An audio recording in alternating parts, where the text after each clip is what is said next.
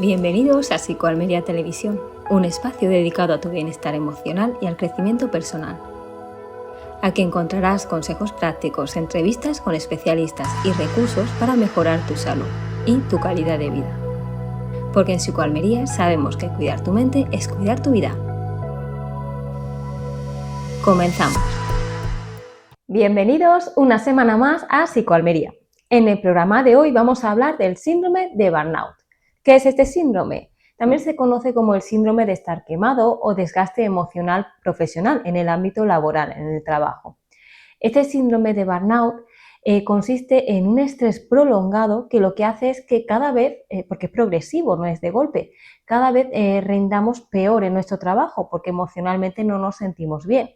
Hay muchísimo agotamiento emocional porque es progresivo, cada vez se hace más difícil, ¿no?, continuar. Es como no querer darnos cuenta hasta que llega un momento en que no estamos sintiéndonos bien, ¿no?, en nuestro entorno, en nuestra profesión. Se da, por tanto, esa sensación de vacío, de no tener ganas de seguir, una fatiga constante, incluso después de descansar, dificultad para concentrarse, sensación de estar sobrepasado o sobrepasada. También en este síndrome se da la despersonalización, que consiste en una actitud fría o distante con nosotros mismos y con la gente de nuestro entorno, irritabilidad, respuestas bruscas en conversaciones que podamos estar teniendo en este ámbito laboral. Incluso, por supuesto, pérdida de empatía hacia otras personas. Es como a veces estar en piloto automático, no disfrutar de tu trabajo como antes lo hacías. Y con un cansancio que no es solo mental, también es físico, porque es normal tener insomnio si tenemos el síndrome de burnout. Es un círculo que se va retroalimentando, porque como cada vez estamos peor, tanto físicamente como mentalmente, y nos obligamos a seguir queriendo rendir cuando no podemos, porque necesitamos una pausa y valorar bien, ¿no?, qué necesitamos, cuáles son esas necesidades, qué espero de mi trabajo, qué puedo dar, qué no. Pero en ese momento no nos damos cuenta, no nos paramos a pensar y continuamos. Y esto, pues, irremediablemente lo que ocurre es que haya una baja eficacia realmente, una baja realización personal, ya te lo llevas al terreno personal. No estoy haciendo bien mi trabajo, pérdida de motivación y, por supuesto, una baja autoestima a nivel personal. Ya esa etiqueta que tenemos, o esa visión de nosotros como trabajadores, se va a ver muy desvalorada, muy infravalorada por nosotros mismos, con lo cual es normal empezar a tener también síntomas de depresión y de ansiedad dentro de este cuadro de sentirse quemado en el trabajo. Lo que hemos preparado en el programa de hoy es una entrevista a una profesora que se llama Olivia, del Colegio Estela Maris en Almería. ¿Para qué? Para ver un poquito mejor la visión de cómo los profesores pueden vivir este síndrome de burnout en ese entorno. ¿Por qué? Porque en los colegios, evidentemente, los profesores están en contacto con muchos alumnos, que cada alumno pues tiene sus necesidades, evidentemente. Se ha demostrado que en las profesiones en las que hay que atender a más personas, ¿no?, que puedan depender de ti, como en este caso son los niños y adolescentes, pues ya de por sí hay como más probabilidad de sufrir este tipo de síndrome. Y más si se dan otras causas añadidas que dificulten la profesión, como seguramente lo están viviendo este colectivo, pues también tienen ahí esos ingredientes, por desgracia, perfectos para pasarlo mal los profesores. Ojalá no fuera así, pero es lo que se está dando y tenemos que dar esa visibilidad. Así que espero que os guste la entrevista que hemos preparado. Vamos a verla.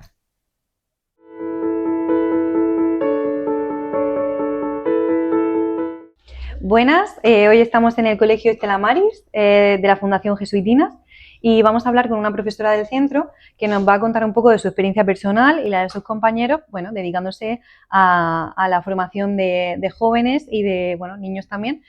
Y vamos a hablar un poco también específicamente del síndrome de burnout, de las personas que lo experimentan en este campo, porque muchas veces pues reducimos la explicación y reducimos las vivencias, sobre todo a gente que se dedica al sector de la sanidad, y en este caso pues también hay que resaltar mucho que esta problemática la encontramos cada vez más entre profesores. Así que bueno, si nos quieres contar un poco cuáles son tus funciones en el centro. Sí, claro. Pues principalmente me dedico, imparto clases de geografía e historia en cuarto de ESO. en primero de bachillerato y en segundo de bachillerato. Esos son, digamos, los cursos, ¿no?, que tengo a mi cargo. Pero además formo parte del equipo de acción tutorial, de convivencia y mediación del centro y de disciplina. ¿Vale? Bueno, también en el tema de disciplina estoy un poco como nexo entre la convivencia y los casos de disciplina, pues para asignar intervenciones, para ayudar al alumnado a reconducir determinadas conductas. Y en este caso específico, las problemáticas que podéis encontrar generalmente suelen ser entre alumnos de una misma clase, suelen ser más dirigidos, bueno, a lo mejor una problemática entre profesorado y alumnos específicamente. A ver, la problemática es una problemática extendida, generalizada de disciplina, ¿vale? De conductas disruptivas, de saltarse normas y, por supuesto, de convivencia entre ellos, que a veces dentro del aula y otras veces pues, interfiere con otros cursos, es decir, pues, situaciones en los espacios comunes, como el patio, ¿vale? Hay de todo, no podemos generalizar. Obviamente, donde más tiempo pasan es en el aula, entonces los conflictos principales se generan dentro del aula, ¿vale? A veces también por todo el tema que tenemos de redes sociales y el acceso que ellos tienen a esas redes sociales, pues los problemas vienen de fuera, ¿no? De cómo se conectan y cómo interactúan entre ellos usando el teléfono, usando esos medios. Y con respecto a las asignaturas que imparte y los cursos en los que es profesora, sí, ¿cuáles son los rangos de edad generales con los que está trabajando? Bueno, yo este año normalmente de 14, 15 años en adelante, ¿no? Hasta los 16, 17 años, ¿no? Que culminan, básicamente. O sea, es plena adolescencia. Aunque también he impartido en primero, quiero decir que es toda la secundaria y todo bachiller. ¿Y como profesora encuentra diferencias notables quizá entre impartir a lo mejor a más temprana edad o con gente ya en cursos más avanzados? Hombre, la edad madurativa se nota todo, a nivel de trabajo cognitivo, a nivel académico y también a nivel actitudinal. La inmadurez, ¿no?, y la revolución hormonal que viene conforme van creciendo se nota mucho en su actitud en clase. Sí tengo que decir que si hablamos de problemas de disciplina, de convivencia, como que cada vez se va extendiendo más a etapas de primaria. Quiero decir, cada vez más en los cursos de quinto, sexto empiezan ya esos problemas de convivencia y de conflictos entre el alumnado. Y podría decirse a lo mejor quizá que el profesorado está detectando esos cambios conforme a años anteriores. Es decir, quizás hace una década estas problemáticas se encontraban en cursos ya o edades más tardías. Sí. O no se encontraban, o si se encontraban de otra manera y se abordaban también de otra manera porque las relaciones, especialmente jerárquicas de autoridad, eran distintas. Entonces era más fácil, ¿vale?, el abordarla y no era tan extendido, o sea, estaba a lo mejor más localizado, con salvedades, porque aquí pues probablemente haya habido generaciones y clases que lo hayan dado todo por desestabilizar la situación, pero sí, es muy distinto la relación con el alumnado, la manera en la que puedes abordarlo, las herramientas que se te dan ahora para abordarlo. Hay un problema esencial en el alumnado actual que antes no se percibía tanto, que es la carga emocional con la que vienen al aula. No saben distinguir, están descontextualizados, no saben distinguir a lo que vienen y para lo que vienen, entonces toda la carga que ellos llevan la interfieren ahí y eso gestionarlo cuesta. Claro, al final esta gestión emocional que estás comentando, bueno, nosotras como psicólogas al final entendemos que tiene que ser un desgaste extra para todo el profesorado, el tener que trabajar también con ese ámbito de más emocional, más de la vida personal de esos niños. ¿Cómo hace sentir eso, bueno, tanto a ti individualmente, bueno, a lo mejor como a otros compañeros? ¿Hay una sensación general a lo mejor de que no tenéis quizá la formación o no podéis alcanzar a intervenir en determinadas situaciones? Ya no solo en no tener, o sea, obviamente nos tenemos que ir adaptando a las situaciones que nos rodeen, pero yo pienso que no debemos de actuar por las circunstancias o por las consecuencias de lo que haya. Yo pienso que habría que ir a la raíz. Y a la raíz es, a ver, el profesor, ¿quién es? ¿Para qué está? Porque cada vez se nos carga con más cosas que a lo mejor no son nuestra competencia, o si lo son, la forma de abordarlo no nos dan las herramientas, ¿no?, para abordarla y y nos llevan al desgaste, incluso, ¿no? Yo digo, está la muerte de Dios, según Nietzsche, ¿no? Y luego está la muerte del profesor, porque actualmente la figura del profesor está totalmente desdibujada.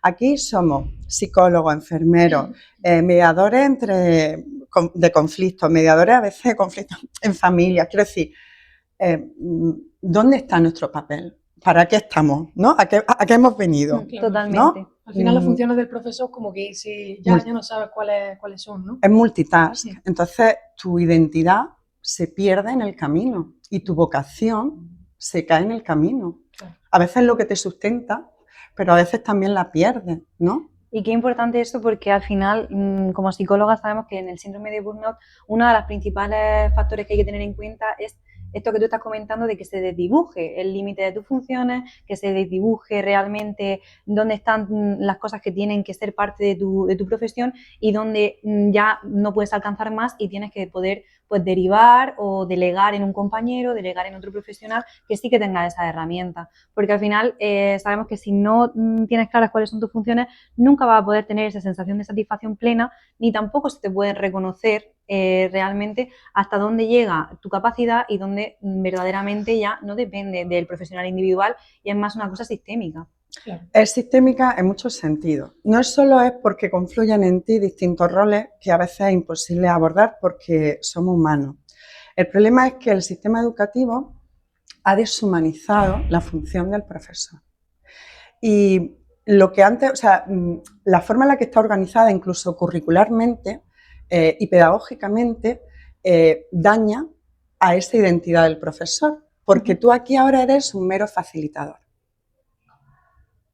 Para mí ser docente es ilusionar, es acercar al niño al aprendizaje, es motivarlo, es darle ganas de saber más y para eso necesita un contenido. Tú no puedes procesar el vacío.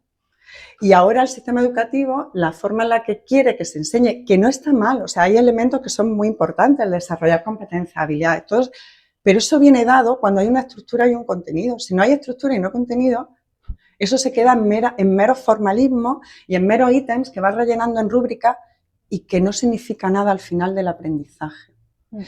Y luego el alumnado, por su parte, no tiene un objetivo claro. Tiene solo la forma, pero no tiene el objetivo.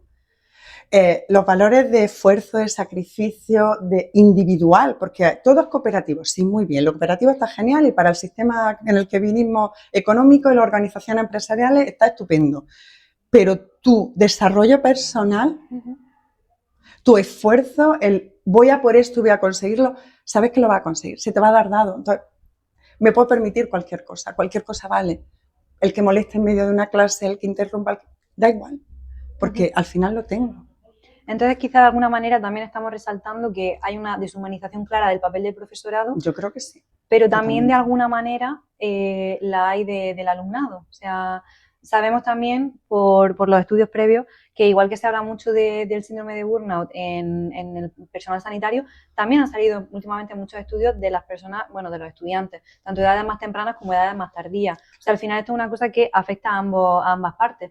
Pero es cierto que la deshumanización es clave y es uno de los elementos que generan, ¿no?, esa sensación de depresión, de cansancio absoluto, de falta de motivación por el trabajo. Al final, si no conseguimos tener esa capacidad de conectar y generar conexión con la otra persona, ya sea con un compañero o sea con el alumnado, entiendo que todo eso a nivel pues de desgastar esa vocación que tiene el profesorado inicialmente tiene que ser clave también. Sí, bueno, me voy a ir un poquito al cómo te sientes. Aquí hay sentimiento de culpa. O sea, se van delegando exigencias sin sentido, incoherentes, pues desde lo que te viene curricularmente a lo que dirección tiene que asumir y tiene que delegar en ti, ¿no? Entonces, y tú al final te sientes culpable por no llegar a algo que es imposible llegar porque no es coherente, ¿vale? La excesiva burocratización, esto es la jaula de hierro. Te dedican más tiempo a rellenar papeles que a preocuparte por estar por tu alumnado. Y bueno, y al fin y al cabo, porque aquí estamos en un colegio que es verdad que el sentido humano cristiano hace, ¿no?, prevalecer a la persona a lo académico, pero es cierto que hay unas exigencias burocráticas que tienes que cumplir y que eso te desgasta y te quita tiempo para dedicarte realmente a la convivencia en el aula y a estar con el alumno y a dar significado a tu trabajo. Y tú llega un momento que te planteas, ¿qué hago aquí? ¿Relleno papeles? ¿Paso al alumno que promocione? No, porque el sistema me dice que solo esto importa y lo otro no importa, el contenido no importa. No sé. Y luego, bueno, si hablamos ya de la desautorización de la figura del profesor, ahí apaga y vamos, ¿no? Porque no tenemos... ¿Dónde están nuestras competencias? ¿Quién no las reconoce? Es duro trabajar desde ahí. Claro, es una pena, ¿no? Al final, la vocación que tenéis se sale un poco te afectada, desencanta, ¿no? claro, te desencanta por completo. Y entonces eso se traduce en tristeza, en angustia, en domingos que dices, Dios mío, mañana no sé si voy a poder levantarme para... Y sigue, ¿eh? Y eres funcional. Y si no, no pasa nada, porque te vas al médico y te da una medicación que no te soluciona el problema, pero te hace que seas funcional en tu puesto de trabajo, ¿no? Hay muchas cosas. Y por desgracia, bueno, como comenta, al final entiendo que es una sensación generalizada que hay entre el profesorado de falta de reconocimiento, de la sensación de decir, bueno, a lo mejor yo estoy esforzándome quizá incluso por encima de mis capacidades, esto me está generando un desgaste tanto físico como emocional muy grande y sin embargo nunca se alcanza ese reconocimiento y mis labores muy por encima de lo que antes se esperaba de mí que estén actualmente, pues no me van a ser reconocidas. Eso también sabemos que es un factor muy importante a la hora de poder detectar y de prevenir también el síndrome de burnout, porque al final, como tú comentas, sería tan sencillo como tener todo este tipo de funciones, todo este tipo de ámbitos de trabajo dentro de la labor de un profesor mucho más regulada y mucho más estructurada, de forma que tanto el profesional sepa dónde terminan sus competencias y lo que se puede esperar de él, como a la hora de que otras personas, pues ya sean los padres, ya sea el director del colegio, sepan exactamente y específicamente dónde terminan las funciones de ese profesional y cuando se logran los objetivos y se sepa que se ha llegado ahí, que se puedan reconocer esos objetivos y que se pueda saber que se está haciendo el trabajo bien hecho. Sí, hay como muchísimas esferas, quiero decir. El reconocimiento social, el que te dejen hacer tu trabajo y el que te lo reconozcan y sepan parar dónde están los límites entre participar a veces de la educación, ¿no? del hijo, si queremos, y el dejar a que el docente haga su trabajo y el criterio del docente, que también es importante. Yo hablo por mis compañeros, hablo por mí, por supuesto que en todos sitios habrá salvedades, excepciones. El que se dedica a esto lo hace porque lo siente. Y el obviar esa parte y quitarla por completo del sistema de los procesos de enseñanza y aprendizaje es un grosso error. Y de ahí nos vemos. No sé, creo que creo que la base, ¿no? La base de una sociedad. Totalmente. No es su riqueza económica, es la educación de esa sociedad. Y si nos dedicamos a destruirla, a no valorarla, a no entender, porque yo a veces me pregunto, bueno, ¿y quién hace estas leyes? O sea, ¿estas personas se han ensuciado de tiza alguna vez? A veces me lo pregunto, ¿no? Y luego esas invasiones, ¿no? en los espacios profesionales, ¿no? Que te permite decir cómo un profesor tiene que hacer las cosas, ¿no? Hay muchas cosas que no funcionan y que al final tú, que eres el que te enfrentas a una aula masificada, donde viene un alumnado con una situación y unas generaciones especiales, es que se me ocurren tantas cosas, la propia digitalización. La digitalización es una deshumanización del sistema y está demostrado científicamente. O sea, trabajar aquí y con la mano es lo que te ayuda a desarrollarte como persona. Eso desvirtúa todo, te desvirtúa como humano, te desvirtúa en tu aprendizaje, y ahí está, como primera competencia, como lo que te hace más útil una vez que termines. Creo que nos estamos equivocando muy mucho. Es una posibilidad.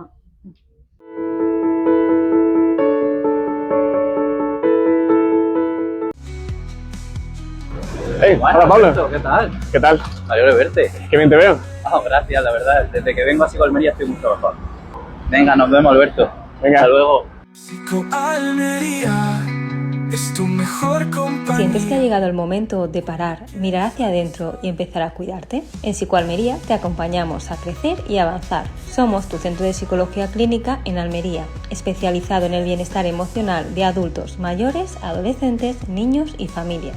Realizamos terapia individual, de pareja, sexología, terapia infanto-juvenil, familiar o grupal. Tu proceso es único y aquí lo tratamos como tal.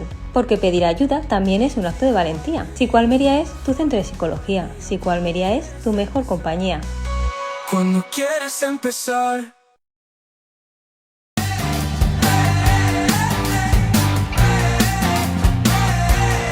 Elige tu ando, alista tu equipo, la batalla está a punto de comenzar. Un entorno realista, misiones desafiantes. ¿Tienes lo que se necesita para sobrevivir?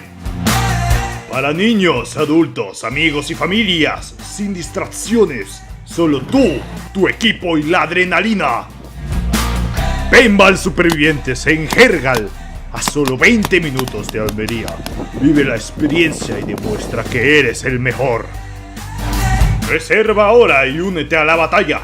Visítanos en www.paintballsupervivientes.es o para reservar tu día Paintball, llámanos al 615-188-550. Paintball Supervivientes, acción de película.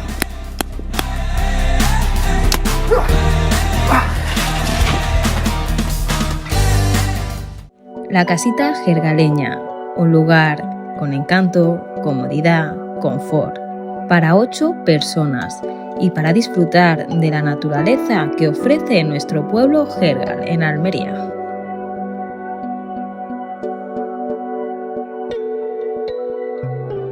Buenas, me habéis pillado leyendo mi nueva novela, La herencia oculta. Una novela donde se engloba la historia, la ficción, donde la vida de Ethan se entremezcla con el legado pasado de su abuelo. Si queréis disfrutar de una buena novela, no dudéis en adquirirla. Podéis comprarla en el comercio, en el oráculo de Enro, situado en carretera Ronda 202 o en nuestra página web laherenciaoculta.com.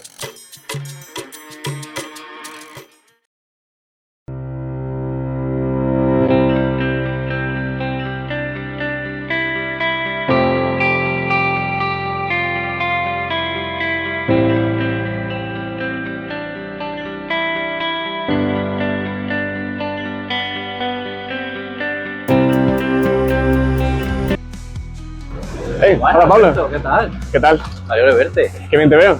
Gracias, la verdad. Desde que vengo a Psicoalmería estoy mucho mejor. Venga, nos vemos, Alberto. Venga. Hasta luego. Psicoalmería es tu mejor compañía. ¿Sientes que ha llegado el momento de parar, mirar hacia adentro y empezar a cuidarte? En Psicoalmería te acompañamos a crecer y avanzar. Somos tu centro de psicología clínica en Almería, especializado en el bienestar emocional de adultos, mayores, adolescentes, niños y familias. Realizamos terapia individual, de pareja, sexología, terapia infanto-juvenil, familiar o grupal. Tu proceso es único y aquí lo tratamos como tal. Porque pedir ayuda también es un acto de valentía. Psicoalmería es tu centro de psicología. Psicoalmería es tu mejor compañía. Cuando quieres empezar.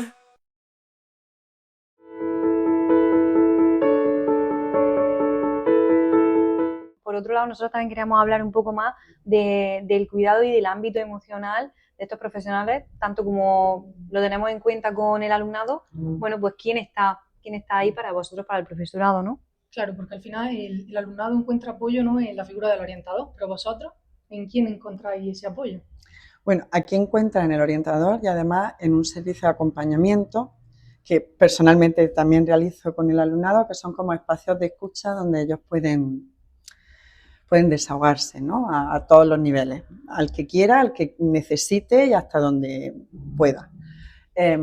Sería muy importante efectivamente un acompañamiento del profesorado, que, bueno, pues que se intenta en determinados claustros, por aquello que he comentado, de la característica de ser un centro humano cristiano, pero son insuficientes, ¿no?, porque 5 minutos de pararse no son suficientes para llevar toda la carga de un año, ¿no?, y de un sistema que no te ofrece nada ni te da mejor, ¿no?, y que no te da los recursos necesarios. Entonces, el acompañamiento, aquí sí es verdad que hay un profesor que puede ayudar al que se incorpora nuevo y demás, pero esa ayuda emocional, esa interioridad, pues sí que haría falta, ¿no? Sí. Y probablemente se esté trabajando en eso ya, pero bueno, ¿qué pasa en el resto de centros, ¿no?, donde eso no se contemple o donde eso... Bueno, igualmente como tú comentas, son situaciones que requieren de cambios estructurales, pero mientras ese cambio se da, sería muy importante que además de tener un acompañamiento de mano de otro compañero, que volvemos al hecho de que se dibujen los límites de dónde empieza y terminan tus objetivos como profesional, como profesor, sería importante tener también otro profesional que esté cualificado y que tenga la formación, en este caso, pues como lo tenemos los psicólogos, para poder trabajar desde un enfoque un poco más clínico con esas personas, con esos profesores que en el día a día pues quizás pueden más o menos desenvolverse, pero con el paso del tiempo y el desgaste, pues llegan a generar ese agotamiento, llegan a generar esas situaciones en las que se hace complicado seguir tirando, o incluso en los momentos en los que por una problemática que se dé en el centro, entre menores o con la familia, puedan llegar a verse completamente desbordados. Sería muy importante tener una figura fuera parte de los compañeros profesores a la que poder recurrir y con la que poder trabajar en un ámbito más psicológico. Totalmente. Lo del cambio estructural sería lo importante, porque el resto es como ir poniendo parches, ¿no? Totalmente. A algo que no se sostiene, porque como hemos dicho antes, está totalmente deshumanizado, ¿no? Y mecanizado. Somos como una pieza, un engranaje, pero nada más. Y claro, mientras tanto, tú necesitas un sostén, ¿no? Y ser tú solo, tu sostén, es muy difícil y te pierdes en el camino. Totalmente. Y te encuentras con la angustia, con la tristeza, con la ira, la irritabilidad, el yo ya no quiero hacer esto, no participo de esto, no. Son muchas cosas y a veces te crees que estás ante un monstruo que no le gusta su trabajo y lo que estás ante una persona rota. Uh-huh. Y bueno, pues lo que os comentaba antes, vete a un médico que te dé una pastilla y te diga inténtalo así, a ver si así eres funcional, ¿no? Uh-huh. Eso para mí me parece muy triste y muy desagradable, porque nadie contempla ni la ilusión con la que tú empiezas tu trabajo, el tiempo que le dedicas, no son 6 horas en el centro y eso quema, quiero decir, yo a veces me siento, a nivel personal, me siento mal y culpable porque yo digo, dedico tiempo a otros niños y no a los míos. Eso tiene un coste, o sea, yo puedo ayudar a otro a sacar lo mejor de ellos, o por lo menos intentarlo, porque esa es mi, ¿no? Por lo que creo que estoy aquí.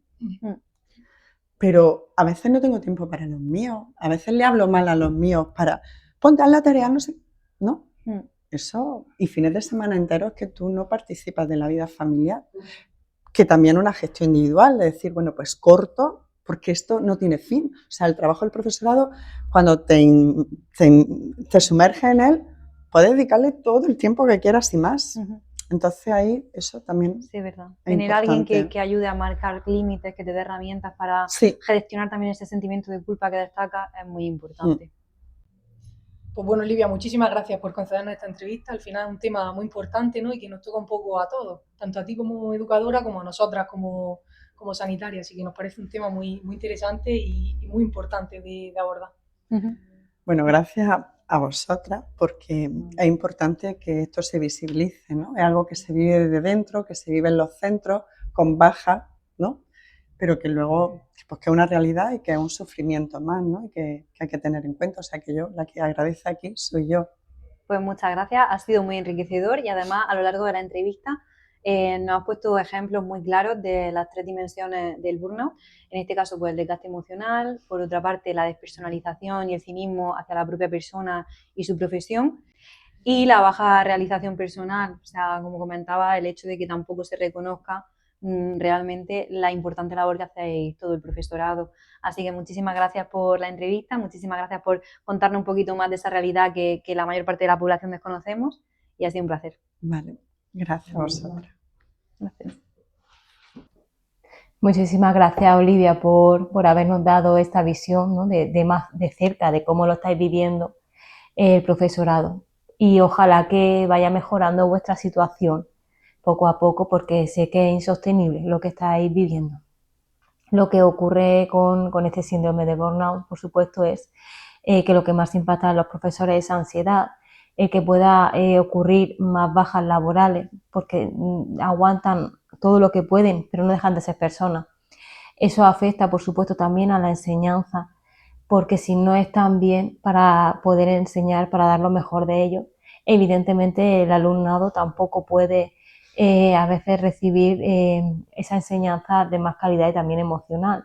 Porque de alguna manera los profesores, igual que las personas adultas, somos modelos, modelamos, ¿no? a los menores de edad, y si ellos ven que esa persona está aguantando, está mal y sigue estando sin ser feliz, lo que le estamos enseñando a esos niños precisamente es lo que no debemos enseñarles, ¿no? Es que la vida es un sobreesfuerzo y que continuamente hay que dar todo de nosotros mismos aunque no nos encontremos bien. Y no considero que eso tenga que ser así. Está bien que los menores, tanto niños como adolescentes, puedan ver en los adultos que se permitan esa pausa de reflexión y el poner esos límites también emocionales cuando algo no nos hace sentir bien. Así que muchísimo apoyo a los profesores y esperamos que esto vaya mejorando.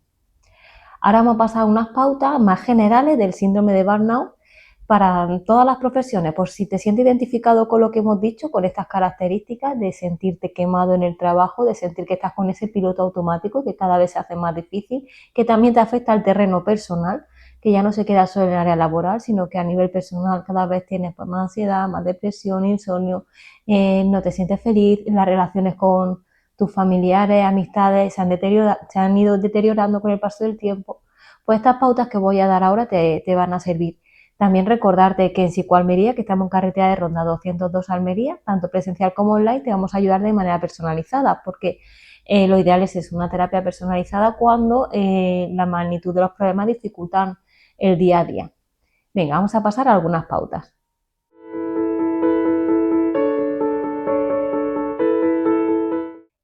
El primer paso, la primera pauta es reconocerlo, reconocer que estás mal, lo que estás viviendo y que tiene un nombre que se llama síndrome de burnout, que es estar quemado en el trabajo.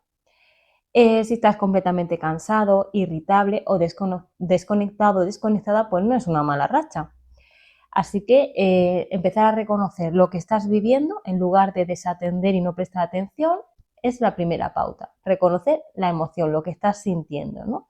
Para que tu cuerpo sea escuchado y si hay que parar, hay que parar. Segunda pauta, bajar ese nivel de exigencia que suele haber en este síndrome. Podemos hacer una lista, ¿no?, de prioridades, qué es lo más urgente, qué es lo que si no lo hago no pasa nada, o qué es lo peor que puede pasar si no hago X cosa, ¿no? Vale, me lo tengo que permitir, ¿no? Bajar ese nivel de exigencia porque ahora me toca más centrarme en el autocuidado y con todo no se puede. Hay incluso muchísima población que necesita una baja médica, laboral, cuando está con estas características que he comentado. Si es tu caso, esa baja puede ayudarte y si no es los síntomas tan incapacitantes, pues lo ideal sería bajar esa expectativa y hacer realmente lo que puedes hacer.